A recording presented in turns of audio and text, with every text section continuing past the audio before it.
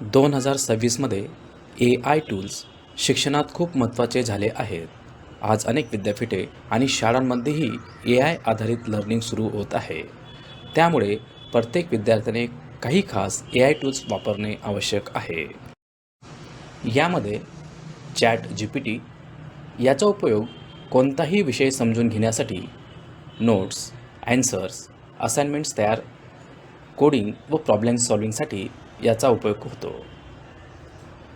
Perplexity AI याचा उपयोग research आणि प्रोजेक्ट वर्कसोर्स सहित माहिती गुगलपेक्षा ॲक्युरेट सर्च. नोशन AI याचा उपयोग नोट्स व्यवस्थित ठेवणे, स्टडी प्लॅनर तयार करणे, टू डू लिस्ट आणि रिव्हिजनसाठी होतो. ग्रॅमरली याचा उपयोग इंग्लिश रायटिंग सुधारणा, ग्रामर, अधिक स्पेलिंग करेक्ट, प्रोफेशनल ईमेल आणि असाइनमेंटसाठी होतो.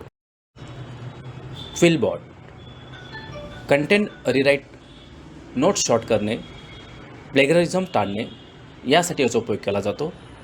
ओटर AI याचा उपयोग लेक्चर रेकॉर्डिंगसाठी, notes voice to text conversions, important points highlight करण्यासाठी केला जातो.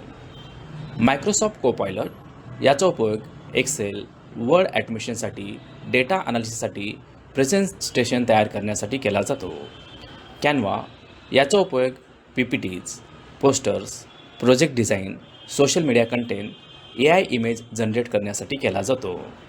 गुगल जेमिनी याचा उपयोग research, assignment, Google Docs, Google Slides, integration, quick summarise आणि आयडियाज यासाठी केला जातो.